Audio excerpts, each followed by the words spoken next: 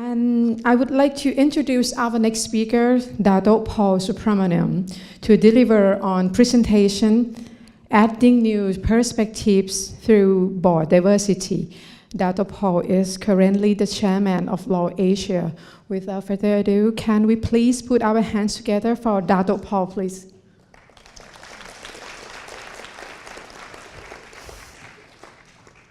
Accept the stage. I just want to read something from yesterday's newspapers. It says, robots will handle 52% of current work tasks by 2025. Not so long away. Almost twice as many as they now do. And this is a World Economic Forum study, which released its findings 2 days ago. It's a pleasure to be here. And I hope that I can share a few perspectives that will enhance your views on board diversity. But can I start, first of all, by asking all of you, how many of you believe that we are at a point of inflection in the economy and in the way we need to think about employment and work? Can I just see a show of hands? My eyesight's not very good, but I think I only see a quarter of you putting hands up.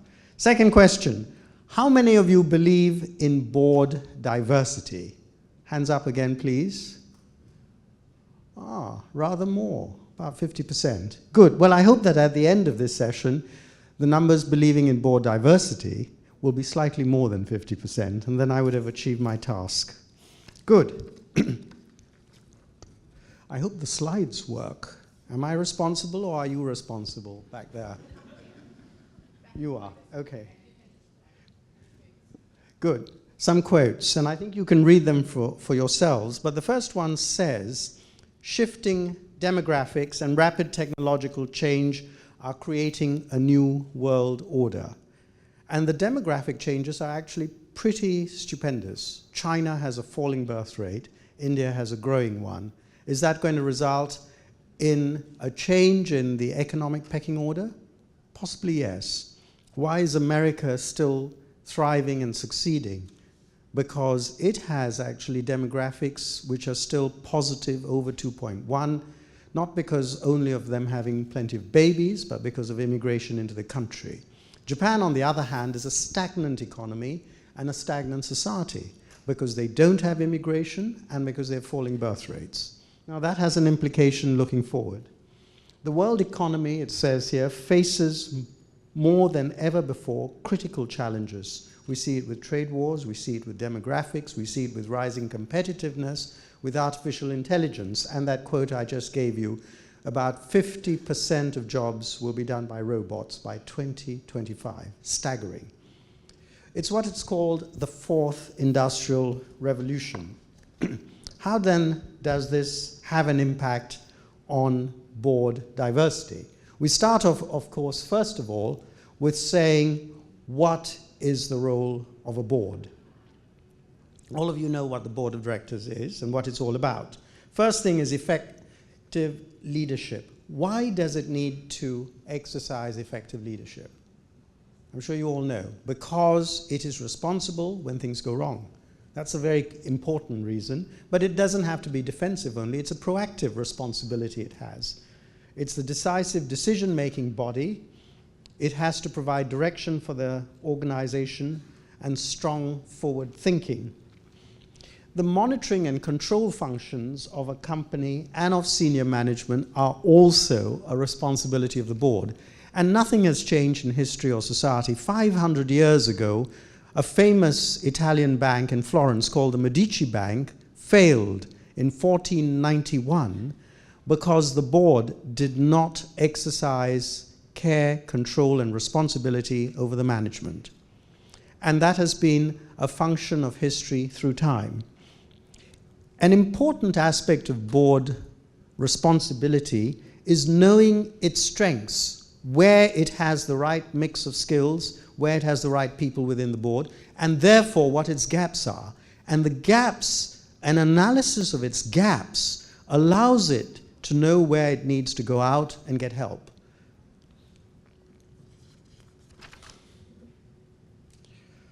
Next, carrying on the key requirements to be a good board director. Fiduciary duties of a director, this is constant in any part of the world. Even in Russia, in controlled economies in parts of Africa, they recognize these fundamental fiduciary duties. Whether it's practiced and supported by the infrastructure, society, and the governments and authorities depends on country to country. But these are key tenets of the role of the fiduciary duties of a director. And it's the same under common law and under civil law. So Thailand follows a civil law system. In Singapore, we follow a common law system. You have to avoid conflicts of interest. Very difficult in family companies, and in Asia, a lot of the companies are family companies. Secondly, duty to act honestly and to use reasonable diligence in the discharge of your duties. Thirdly, exercise your powers in good faith. And fourthly, transparency in disclosing personal interests. Next big responsibility, representation of shareholders. Next one, charged with hiring, monitoring, evaluating, replacing, and advising key management. That advisory responsibility is critical, and I will show you the correlation between board diversity and helping management exercise their functions. Your monitoring and advisory function is a critical one too, and we've talked about corporate failures. So I'm now going to just give you an overview of what we're going to be covering today. Firstly, we've talked about the role of the board. Secondly, we're going to talk about the key requirements of what it takes to be a good board member. A lot of people sit on boards, but maybe only 30 or 40% of them are good board members. The third thing we're going to talk about is the necessity of board diversity, why you need board diversity. The fourth thing I'll talk about is the aspects of diversity, what comprises diversity, and the key subsets of it: functional knowledge, age, ethnic diversity, gender diversity, nationality diversity, skills diversity. Then we'll talk about an overall summary of why diversity is important, just recapping. And finally, we'll talk about the practical difficulties. Diversity is all well and good, but how do you achieve it? And once you've achieved it, what are the challenges? So, coming now on to what it takes to be a good board member. And I think these are fairly obvious. Independent judgment, responsible. In effect, Mr. David Gerald talked about the internal auditors of the company and their key role. In many ways, the directors can act as a check and balance and part of that internal auditor stewardship of the company. They have to be well informed, diligent, proactive, fair, considered, and maintain their individual and corporate integrity. What happened with Enron? It was the lack of corporate integrity. It was not maintained at a corporate level, and the responsibility was with the directors. They had a competitive, risk-taking culture. Next.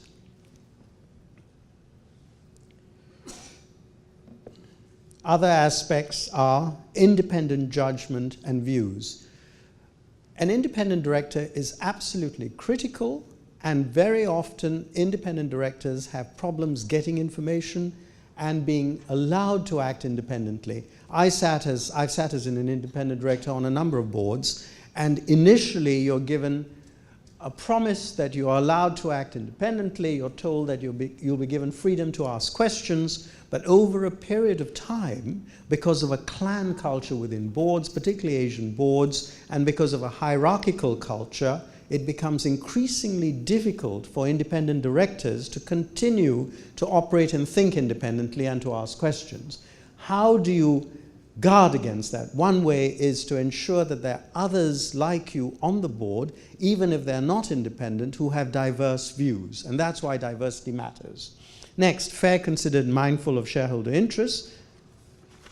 And now I want to talk about the necessity of board diversity, why you need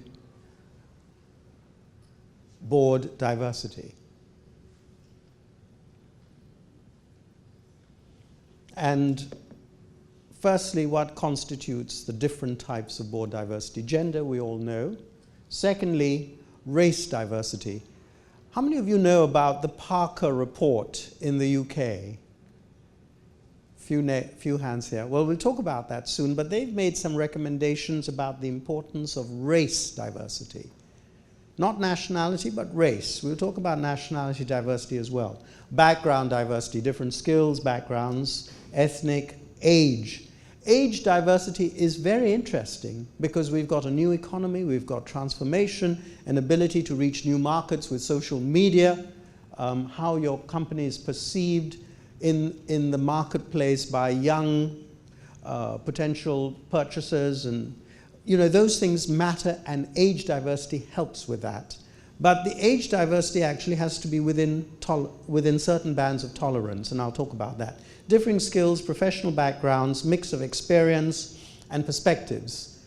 Many boards actually do not have enough international perspective-based directors who have spent time abroad, lived abroad, and boards have to have both a local yet a global perspective because the markets now are moving so quickly, information is transparent, and it's a global marketplace. You can actually, someone was saying to me from a business school that when Singaporeans start to recognize that you can actually create global companies from Singapore or from Bangkok with software and with access and with technology, that is the new paradigm that we should be progressing. And for that to happen, you need to make sure that you have knowledge of new and emerging challenges and the business models of disruption. Diversity in networks, each person being of the same background makes it difficult. But if each of you brings to the table as a director different networks, different perspectives, one of you has a perspective that looks at union issues and how workers look at it, the other person is a marketing person, the third has a strong bias towards future economy and technology, I think that gives you actually the better mix. And then differing personal convictions and attitudes. There will be some who will say the culture of the company must be to make profits at all costs. Others who will say the responsibility to our employees and giving up 1% of growth and profit margins or whatever to keep a stable employment cohesive, committed, and to plan for the long term on steady growth may be more important. So you need those differing discussions to take place. And then you need nationality diversity. Why is board diversity necessary?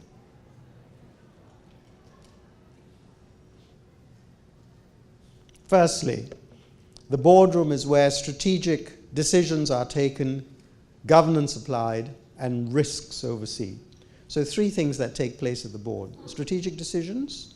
Secondly, it's the governance of the company, of the management. And thirdly, all companies are subject to risks, and those risks need to be mitigated against. Secondly, it's crucial that the boards have to have people of high caliber with skills, experience, qualifications, and backgrounds. Thirdly, we're in a talent-driven, diversified society. And the McKinsey study, which is very recent, January 2018, says there's a strong correlation between board diversity, financial performance, and value creation. Next, 2007, 2008, we're now 10 years on from Lehman Brothers, shows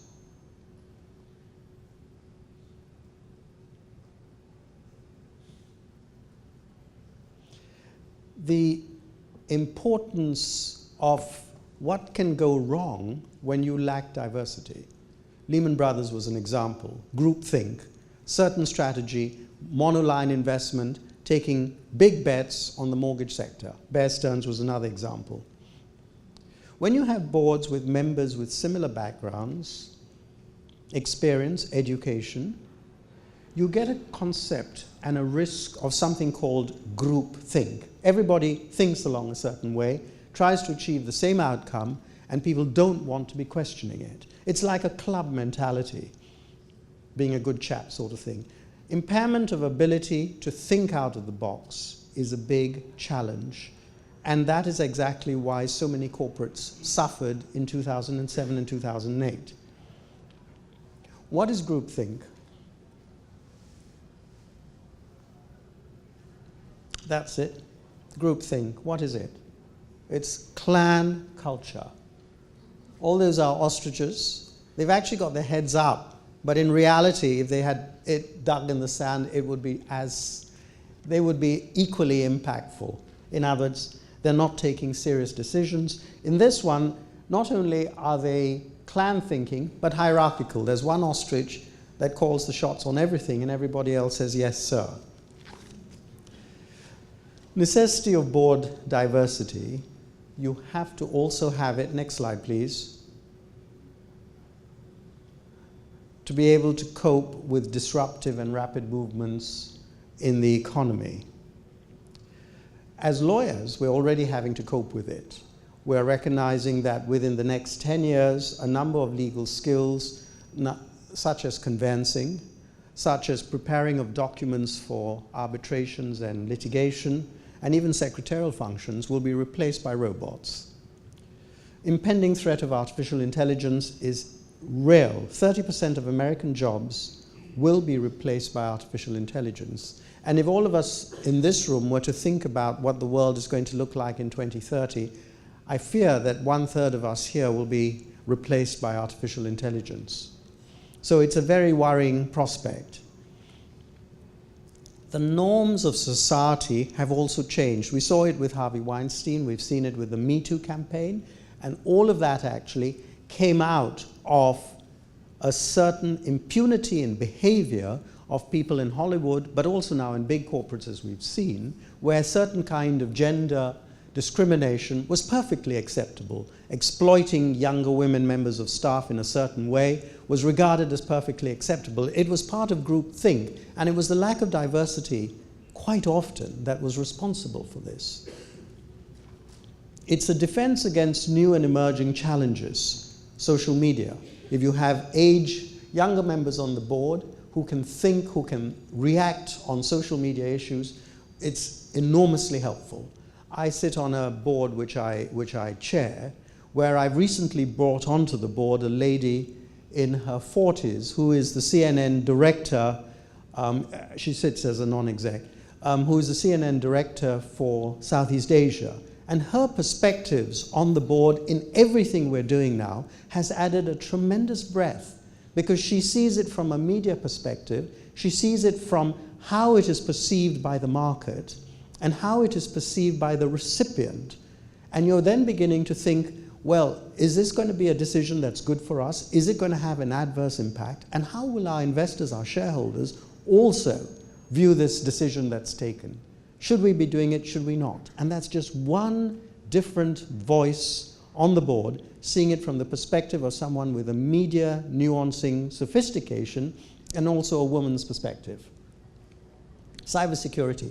There's a study that has shown, Finance Monthly last year said that amongst the top 10 technological challenges every organization faces are cybersecurity and privacy. Singapore government's Ministry of Health records were recently hacked, and the Prime Minister's personal records were hacked into. So nothing is safe, really. Not that diversity on the board can prevent it, but certainly it can create the right thinking and tell you where you need to go for help. Enabler of value creation and growth, McKinsey. Now we want to talk about, very quickly, aspects of diversity. What are the different types of diversity and how they each add value in different ways? But when we talk about diversity, I don't want you for one moment to think that diversity solves all a company's problems. It doesn't. You need independent directors, you need corporate culture. There are different types of corporate culture, and they need to be taken and assessed very carefully. If you have a risk-taking culture, however much diversity you have on the board, it's not going to change the fact that the company has a risk culture. It's not going to change the fact that the company has a hierarchical culture if the diversity does not result in those cultures also morphing and changing.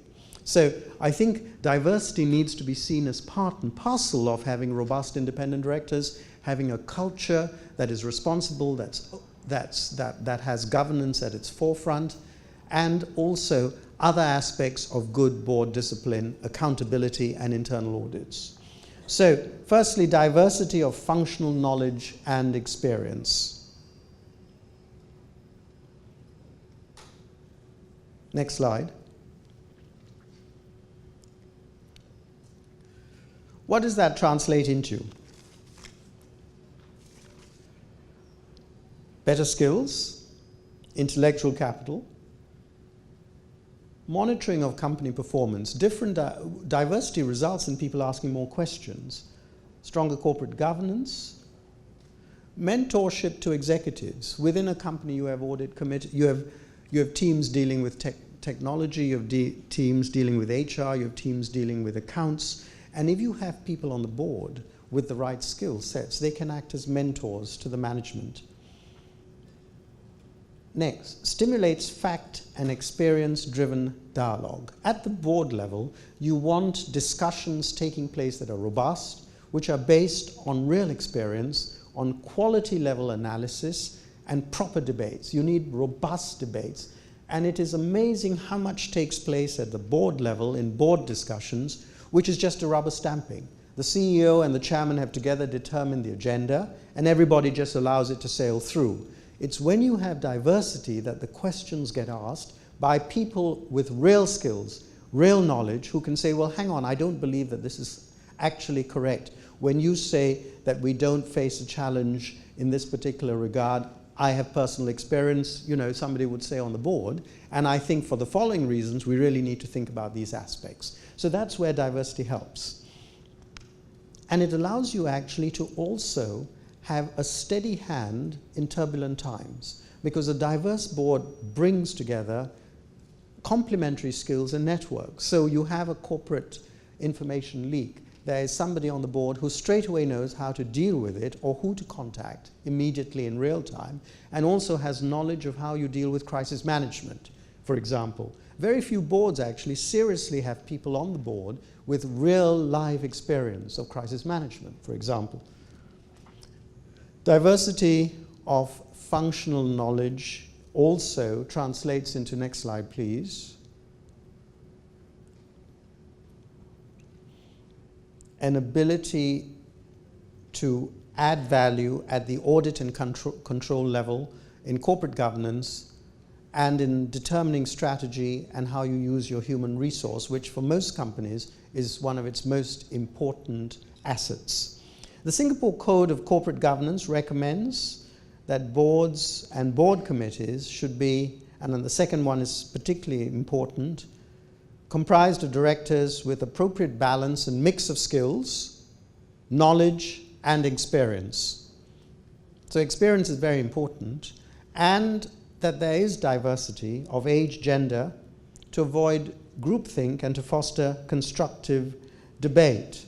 Now, a question often asked is, if you want to get diversity and you can't find the right candidate, do you lower the bar?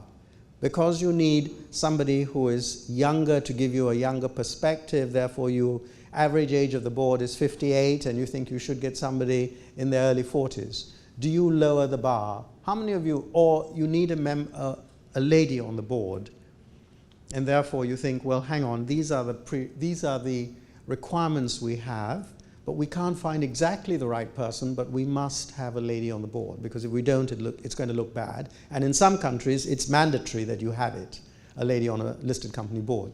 Do you lower the standards? How many of you think in the room that yes, there should be affirmative action and you should lower the standards? Hands up, those who think the standards need to be lowered. One.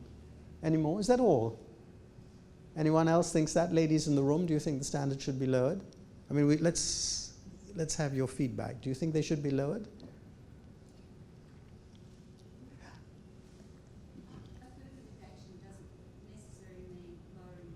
Exactly. It doesn't mean lowering the standards. You don't have to lower the standards, but if you can't find the right candidate, what do you do? The answer is you actually have to train people up and create a pipeline. There's a study that's done that said that when you lower educational qualification of people going onto the boards, board performance and company performance is eroded. So the need for diversity does not mean dumbing down your standards. On the contrary, you maintain your standards, you recognize what you need, and you go out and you actively seek people. If you don't have them immediately, you create a pipeline. You start training the right sort of people, bring them in. They may not necessarily come onto the board, but they could be sitting as, you know, people with, for example, observation rights, etc. Now, the second thing is diversity of, can we go to the next slide, please? This is interesting. A study conducted said that the greater functional diversity, the greater potential for understanding and problem solving. Now, age and seniority diversity is the next thing.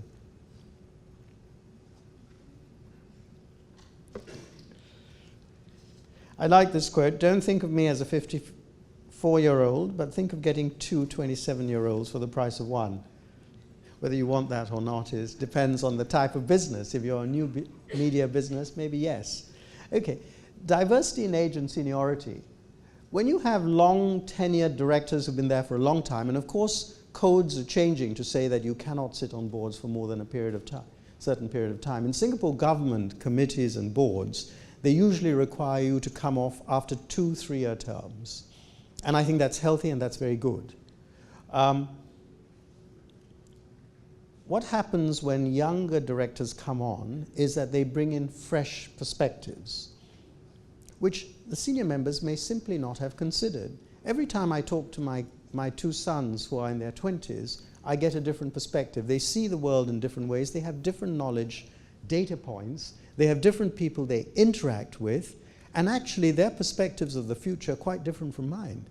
So having that connection with younger people makes a huge difference in how you see things. Sorry, I hadn't realized that the mic was not picking you up, or picking me up. Now, the younger directors are also better positioned to address new challenges brought on by the digital revolution. And issues of bringing in younger people is succession planning. But an interesting aspect of having age diversity is also the challenge it presents. And that challenge is that a study has shown that where the age diversity parameters are too big, the boards become dysfunctional because you cannot make decisions because there is a gulf in the thinking between the short term, the medium term, and the long term. So age disparity has been shown to be a benefit if people are within a median age differential of maybe 10 to 15 years. But more than that, it becomes a negative. And that's important to work through. Ethnic diversity. Ethnic diversity has been seen to be a key commercial driver in some countries and in some sectors. And the UK Parker Review Committee recommended that ethnic diversity was helpful in creating a concept of inclusive leadership at the board level, which translated into employees feeling, particularly from the minority groups in multicultural societies, that they had a place in the company. So the management pipeline coming through were encouraged, for example, when they saw in Britain a member of the colored community, black community, sitting on the main board of a bank. It gave them hope. It gave them a sense that there was a career progression also for good employees. Second thing, the corporate culture and values brought in by people of different ethnic backgrounds can be helpful. Oftentimes, they are people who are newly arrived immigrants in a country, maybe 1 or 2 generations, and they still have their connections with where they've come from. And those give them a different data point, a different sense, a different perspective of how you look at things. I mean, it's interesting in Singapore, which is a multiracial society, 75% Chinese, 11-12% Malays, 9-10% Indians, that in the boards and in many government boards, they now have a requirement that you ought to have, at least optically, but now in substance too, a member from the ethnic minorities. But it has been an issue because some communities, for example, don't have the right number of people coming through. So how do you deal with it? Well, they've brought in people from abroad in some circumstances. And, recently we've had an election of a president from an ethnic minority where the rules were changed to make sure that we had a head of state from that ethnic minority, because we hadn't, for 50 years, had a Malay president. Now, you're making those sorts of decisions at the national level because you see diversity is important. So at the board level, it's equally important that we have that same way of approaching these challenges. And Parker has said that brand value and reputation is helped. Companies in the top quartile for racial and ethnic diversity are 35% more likely to have financial returns above their respective national industry medians. Now that's actually very interesting, and so too is the increased investor appetite from institutional investors and stronger stakeholder engagement. Now in a society like Thailand, which is quite homogeneous, this is less of a challenge because you don't have the same degree of ethnic diversity here. But in a way, would you want in your board meetings, which are conducted possibly in Thai, to have ethnic diversity? How are you going to deal with it? Because it's going to be comfortable to carry on having the board meeting in Thai. And how many ethnic diversity people can speak and understand Thai? So how do you get that perspective, which is international? How do you get somebody with a different view who can tell you how somebody in the West is going to be thinking about things, or how, if your target market is India, for certain products, and there are a lot of Sindhi Indians, etc., who operate in Thailand, very effective businesses in real estate, in retail, in consumer. How do you harness those qualities within your board? It's a big challenge. There aren't easy answers. But the point is, thinking about it, you recognize that there is a benefit. And because there is a benefit, as the earlier Mr. Lowe said, you take the trouble to try and aspire and get there. You try and climb your mountain, whatever that might be. It's interesting in the UK, but also in Scandinavian countries, that empirical studies have shown a positive influence of foreign board members on companies' performance. Now, the Nordics are interesting because they are small societies. They have a strong degree of cohesion, except in Sweden now because of the immigrants, and there's been an anti-immigrant backlash, and the elections are likely to result in the political pendulum swinging to the far right. But what has been interesting in Scandinavia is that many of their boards, and I do quite a lot in Finland, and I know 2 or 3 of the top 10 Finnish MNCs, and I sit on advisory councils of 2 of them. They really value foreign perspectives. And when asked why, they say, because we in Finland don't know when we enter the Asian markets how an Asian is going to perceive our business strategy, how they're going to perceive a presentation that we make to a sovereign wealth fund. If you're from a major Finnish MNC and you go and present in your usual facts and figures way to a GIC or a Temasek, it may not resonate. You may need to have slightly different touch points of the value proposition. And that's where your ethnic diversity of somebody with an Asian background adds value to that board. And this is something the Scandinavians, who are very, very astute people, having to cope with tremendous adversity, not least having 6 months of the year when they have terrible weather, are approaching their problems. But what is interesting is it's not just having women on the board and ethnics on the board, but you need to also have people of diverse backgrounds leading businesses. And Roger was saying to me that interestingly in the Scandinavian countries there are very few women CEOs of Scandinavian businesses. So there's still certain glass ceilings and certain challenges, but the value of ethnic diversity cannot be understated. Next, I'd like to talk a little bit about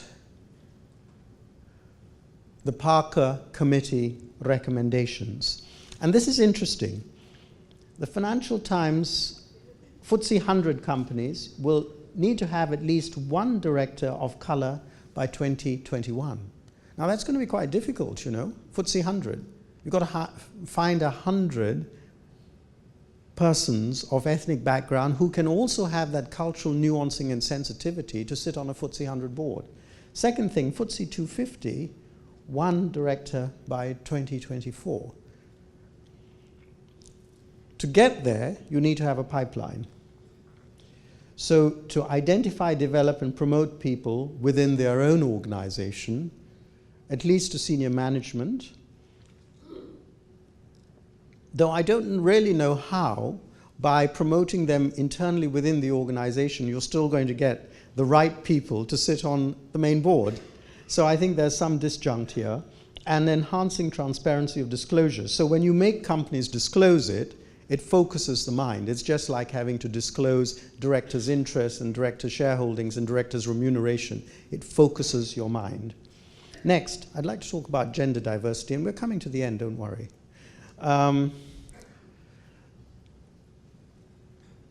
Gender diversity, of course, has been well discussed. It's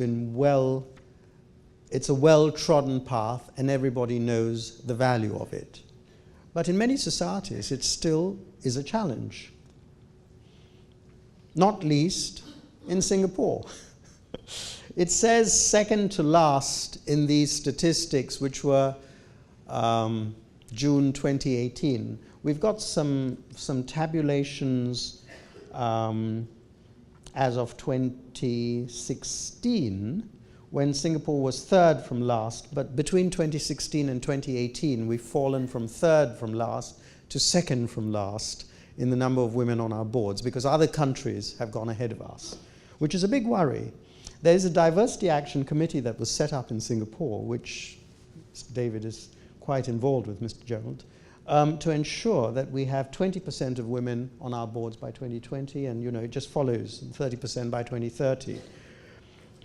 There are codes of corporate governance and response and rules in certain countries that mandate that you need to have at least one woman director on the board. Belgium, France, Germany, Iceland, India, etc.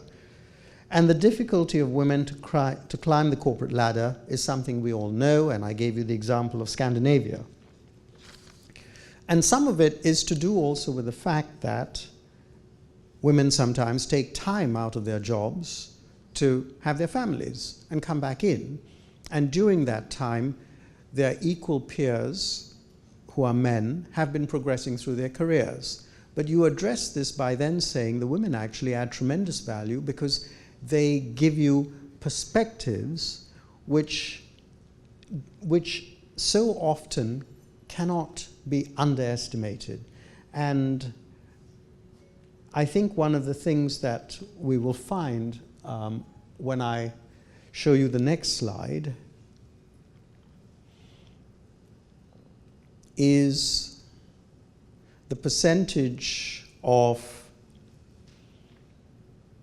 women on boards varies enormously from country to country. Norway at the top is 42%, and Singapore and South Korea, Japan, Singapore is 9.9, but South Korea and Japan, 2% and 1.5%. Quite staggering that in Japan, it's 1.5%.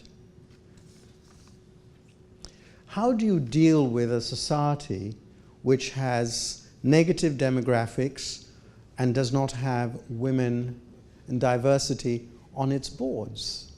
And this is maybe, this session should also be held in Japan in the future and in South Korea.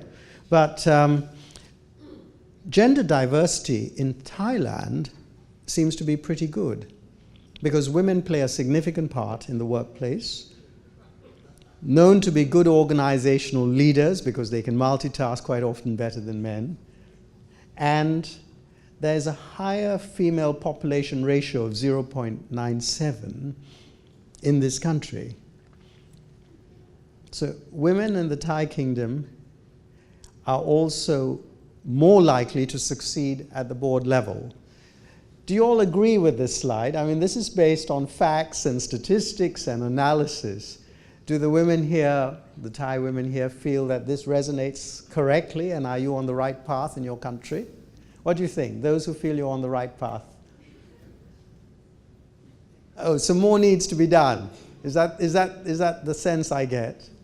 Well, what more can be done then in Thailand? What do you think? You're already ahead of Singapore, and that's very interesting. You're well ahead of Singapore in women's representation on boards and in the possibility of women leading big organizations in Thailand. And yet, actually, you're a very strongly traditional society with Asian cultures overhang, and there's an element of hierarchy. And yet you've been able to commingle and mix and achieve these. And I think it'll be useful for us in some of the dialogues later to hear from the women here who are Thai senior women in business, how you've achieved that here. And I think that perhaps could be a point of feedback. Benefits of gender diversity. It's an improvement in customer insights. Service-oriented businesses benefit from women, and we see that even in Europe, where many women lead, are global CEOs of service-oriented businesses. It reduces a level of rashness in decision-making. When you have a corporate culture that's quite macho and promotes competitiveness within the company for bonuses and profits, and a high-risk culture, women on the board actually act as a check and balance in raising the what-if questions, and therefore it curbs that excessive rashness. And I think we all know that from our discussions with our wives and girlfriends or whatever.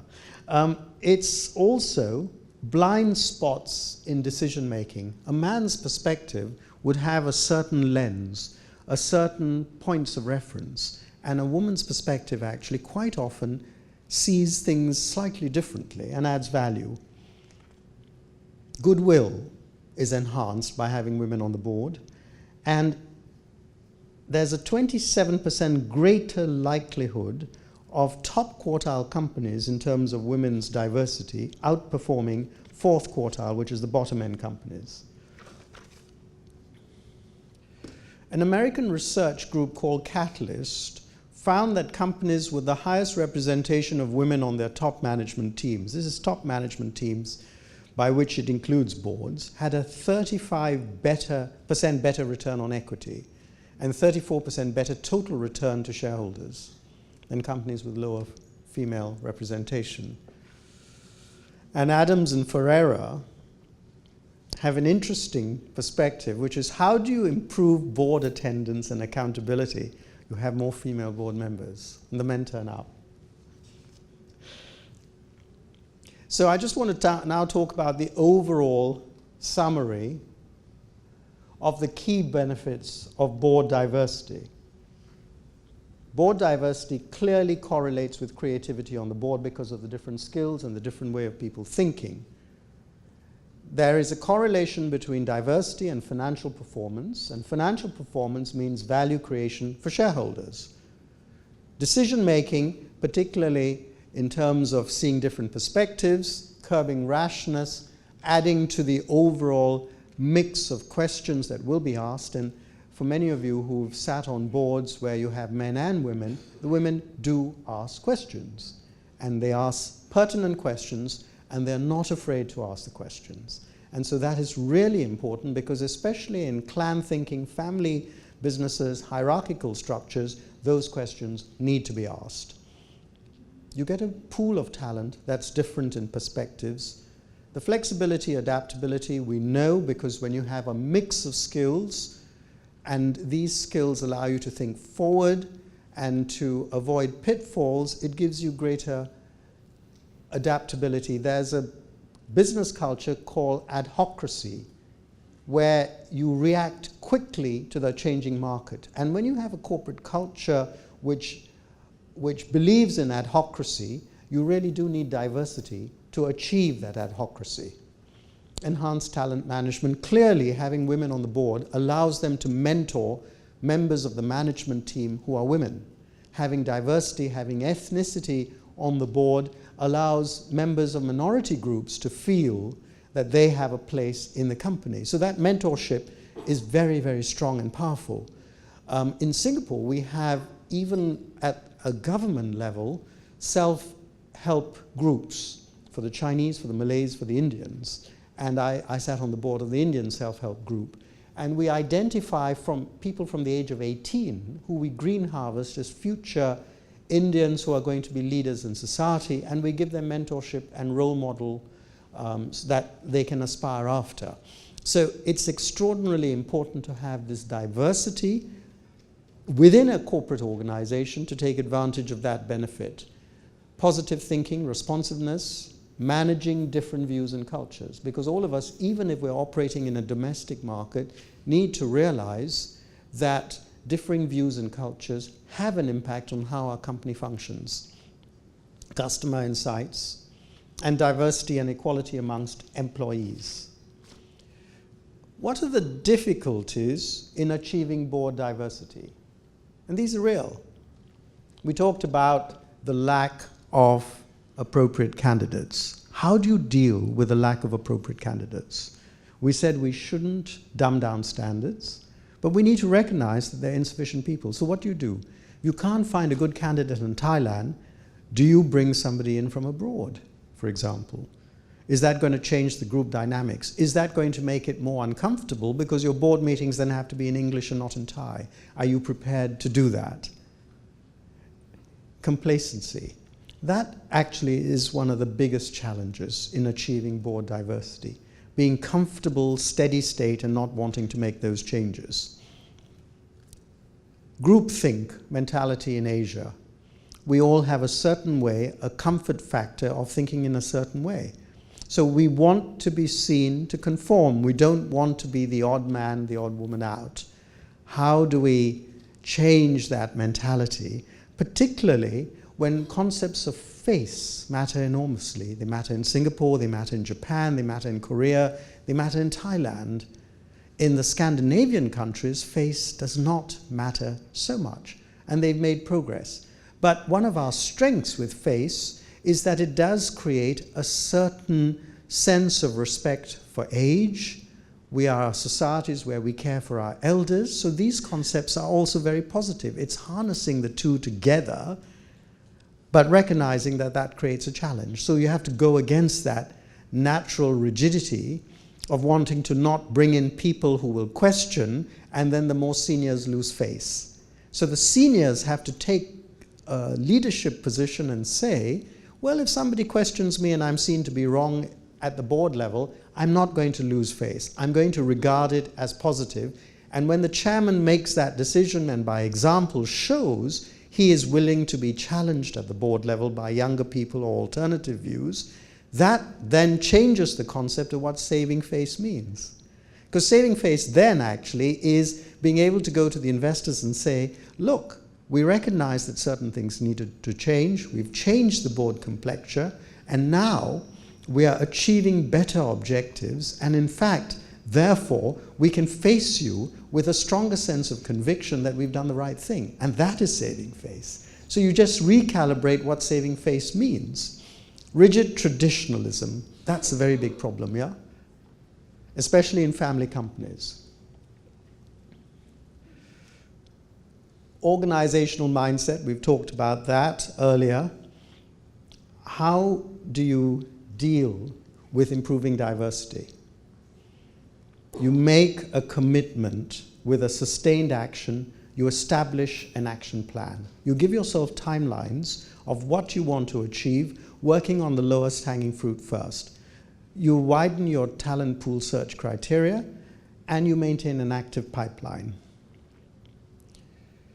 How do you improve diversity when the right candidate is not available? When you have your own people and you want them to start thinking diversity, giving you different perspectives. Allocate responsibilities to the board members. Say, X, you're now going to be in charge of this aspect. Y, you're going to look at future technology and future challenges. And each person is given different taskings. It straight away means that when they come to the board, they have to be ready, prepared, and add value in different aspects. Finally, 2 quotes on board diversity. Values are the rock and foundation of an enduring enterprise. We have to seek leaders with the right values, but that the divergence of views, skills, and experience enrich discussions and add value to companies and customers. Philippon, I think, can be taken as a serious person because he's just been ranked in Forbes as the richest man in Singapore with his brother. So if he believes in diversity and he drives his company where they are the controlling shareholders with a desire to have diversity and underpinned by values and corporate culture, I think that's convincing. Having diversity on the boards helps avoid groupthink, results in wider views and opinions, richer dialogue that translates into better strategies and decisions. Thank you very much.